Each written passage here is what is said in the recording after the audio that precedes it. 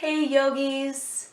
Let's talk today a little bit about springtime season and how we can change our yoga practices, pranayama practices, lifestyle practices for optimal health and well-being.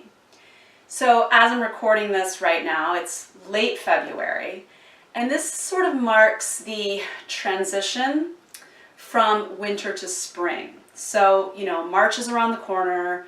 Technically March 21st or 20th, something like that, is spring equinox. So we're kind of on the cusp of shifting seasons. And this time frame, late winter, early spring, is called Kapha season in Ayurvedic medicine, Ayurvedic lifestyle. And what that means is that there's a couple of elements that are very dominant in nature around us. So actually we just had some rain today. There's more rain coming this week. Even though those of us in California maybe haven't had a very wet and rainy season, there still is a little bit of a buildup of the elements of Kapha dosha or Kapha season. And that is earth and water. So actually also as I'm speaking to you now, I'm at the very end of a heavy cold. And it's cold and flu season. Those things are still happening. And what happens when we have a cold? Congestion, we're stuffy, a cough, mucus, running nose, etc. All of those qualities are Kapha season qualities. So mucus is, heavy, cold, and wet, and that's really what Kapha dosha is. So it's the element of earth and water. So we really want to create balance by applying opposites this time of year. So if there's a bit of buildup of earth and water and a kind of a heaviness from the season, be it around us or within us, then we want to adjust our diet, our exercise practices, our yoga practices, and even our pranayama practices to create harmony. So the opposite, of course, earth and water, is going to be warmth and lightness, heat and stimulation and lightness. So this is the time of year in all my yoga classes where I speed things up a bit. We do more sun salutations. I'm a big fan of doing A's and B's and C's, the low lunge salutations. More dynamic movements, a lot of in and out, in and out. And basically just having a slightly more invigorating yoga practice.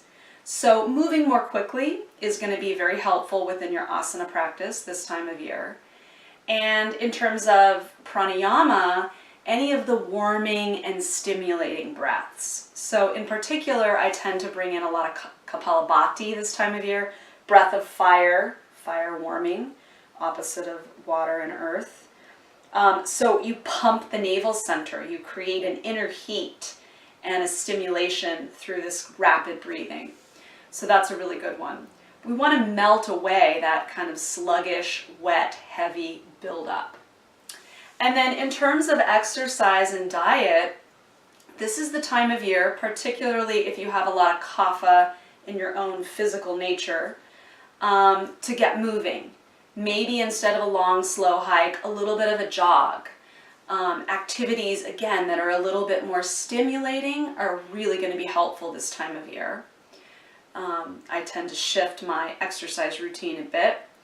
A little bit more of the running, right, to kind of create some of that inner heat. And in terms of diet, eating a little lighter and sticking with, the warm, easy to digest foods, really, really good. So it's still cold, we still have the cold, we're not into warm weather yet. So being sure to stay warm and eat slightly more stimulating quality foods, ginger and that sort of thing, digestive spices are really good.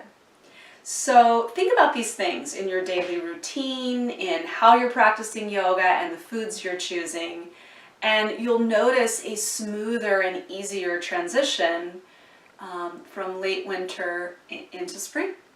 And you'll just feel better. It kind of feels right. It feels right to get outside and move and shake off the winter cold. So apply opposites, yogis, and you'll feel a very powerful and positive difference. Namaste. Thank you and be well.